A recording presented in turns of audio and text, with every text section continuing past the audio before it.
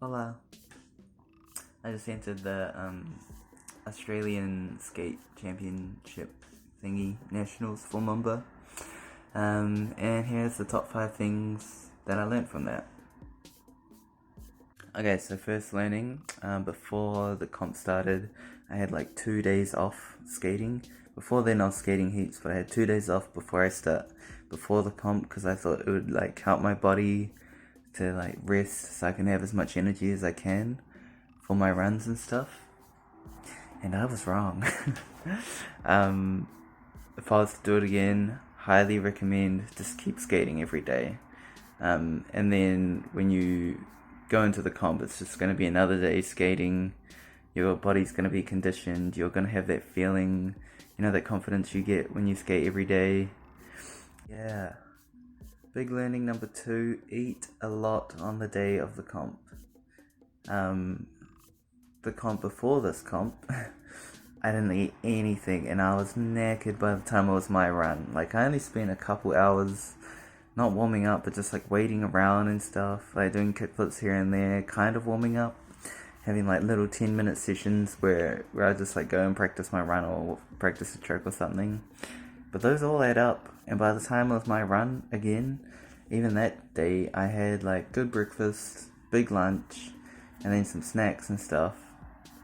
But I was starving when it was my run, and I would rather be full and have energy than be starving and hungry and thinking about that before you run. You don't want any distractions. So eat a lot on the day. Learning number 2. Learning number 3. Ignore the people that are cheering for you and are trying to like make eye contact and give you their energy, which is really good, and you should be grateful that the people are doing that. But people were doing that to me, and I was like trying to look at them and say thank you for the cheers, but you can thank them after, while it's happening just before your run or your trick. Just try to ignore everything, because giving your like focus away to people like that is taking that focus away from what you're about to do, your run and stuff. You just want to be 100% focused. If you give your focus away before the run by trying to say thank you to people for cheering for you, then that's focus you don't have going into your run. One of the biggest learnings, put some bangers in your mother freaking run. I played it real safe for mine. Real safe. Like, I landed the whole thing, which is sick, and I'm happy about it. I trained for freaking 2 weeks so I could land that line. Oh, it's pretty cool now that I think about it. But yeah, I took the bangers out. I took the bangers out because I thought it would be enough. It was a 0.42 out of 10, so it was definitely not enough. Judges that are looking for street league stuff, and I've been watching other street leagues as well and like taking notes, have at least 2 bangers in the run, and then just fill everything else with fillers, like good fillers, like solid fillers, but 2 actual bangers, like 8 worthy tricks, like 8 ranking, 6 to 8, yeah. Like Shane chucks a switch flip back T down a handrail at the end of his lines, and that's how he gets 9s. And then throughout the rest of his run, it's just like basics. Just a couple filler tricks, a switch big spin, a kickflip up, yada yada. And he puts in a crook nollie flip as well. So yeah, 2 bangers, rest of the run filler tricks. You've only got 45 seconds. The biggest learning is what it means to trust your training. Like I was saying to myself, I trust my training, I trust my training, I trust my training, like the whole day. But when it came to it, on my first run, I got so jelly legs. I bailed my second trick and my 4th trick, so the line was just like a nap. But then on the second run, it was like my final chance, and then I realized that to trust your training means to really let go, and to let go means to be okay with whatever's gonna happen.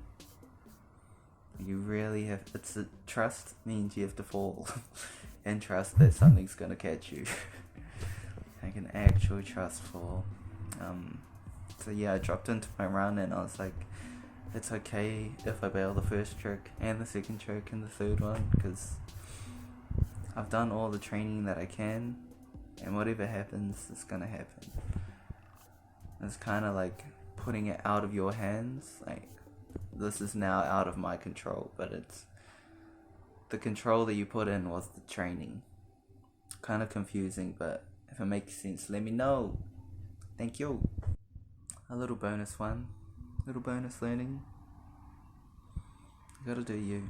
You gotta trust yourself and just do you. If that means choosing different tricks, choose those tricks.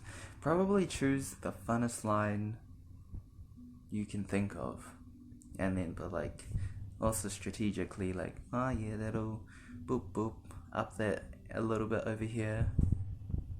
Yeah, make it the funnest line you can, and then I think you have a really good time.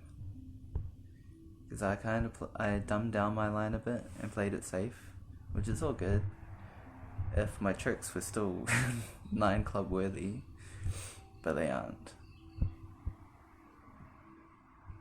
And I think if I put in a couple tricks that I know I can land, and I trusted myself, and man, it would have been a super fun line. I guess I was trying to win. I got too caught up in winning. Oh my gosh. Big learning.